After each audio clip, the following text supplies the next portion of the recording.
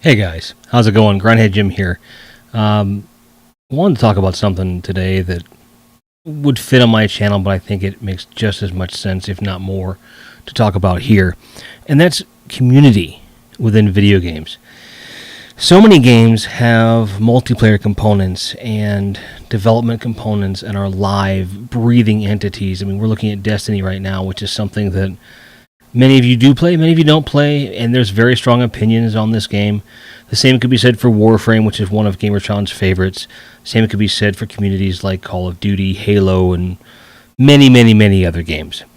And they're extremely important things to have in today's culture, because without community, games die.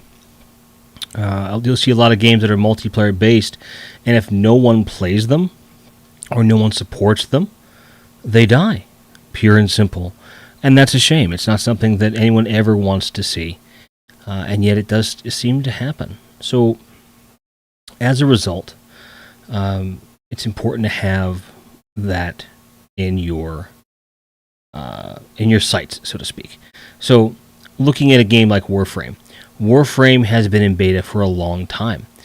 Some would argue that it should not be considered to be in beta at this stage. Mainly because of the feedback from the community has been thus that the game has really come full circle from where it started from. Very different game. When it first started to where it launched on the PS4 outside of the PC, and then now where it is on PC and PS4 where they're being developed simultaneously. And the game's completely different to where when I booted it last June or July, I think it was, I almost didn't recognize it. It was really interesting. And the majority of those changes were driven by community feedback. People saying, I do like this, I don't like this, let's do this, let's not do that. And the same can be said for games like Destiny. And that's the type of communities that those games really foster, where there's a direct line of communication between the developer and the player to develop a better living, breathing playground for us to, live out fantasies, because that's what we're doing in games. We're expressing ourselves. We're living out fantasies, and it's really something that's important to a lot of people. That's why there's a lot of passion on the internet about this, and why community is such a polarizing thing. Is that people's emotions do tend to run high, and it's something that you tend to kind of bank your online game on. I mean, look at like Call of Duty, for example. Call of Duty, for what it's worth, is, again, a very polarizing game. It has a very sort of, you either love it or you hate it for the most part. You don't really have a lot of casual Call of Duty players. There are people that basically play Call of Duty the way a lot of people play sports games. And I would liken the Call of Duty series to that of a sports game, because it has a yearly life cycle. Love it or hate it, that's the model that they're under. And just the type of player that it tends to attract is more based on the visceral here and now experience. They're not much interested in spending a lot of time analyzing story or analyzing in-game bugs or things like that. At least not for the most part. The majority of people playing those types of games aren't doing that versus a Warframe or a Destiny, or even a Battlefront or something like that, where Battlefront's got a lot of similarities to Call of Duty or Battlefield, but yet tends to attract a bit more of a ethereal gamer as opposed to a visceral one. So it really kind of boils down to how you want your community to relate to one another, and it's important. I mean, look at and I know I'm jumping around a bit here, but I just want to give a lot of examples of what a community can do. Evolve, when it came out, really sort of it had a bad rap going in because of the way they were marketing things, and it didn't have the best launch. It really didn't. They've turned it around in a lot of ways, and power to them.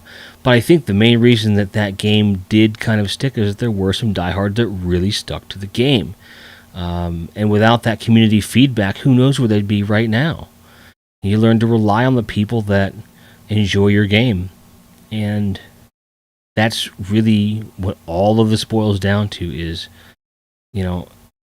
the developers depend upon us as gamers to give them that feedback. As long as you're constructive and respectful about it, most of the time they're going to appreciate it. But then, of course, there's the relationship between the gamers themselves and each other. Is your community a strong one built on helping each other out, like in Warframe or Destiny?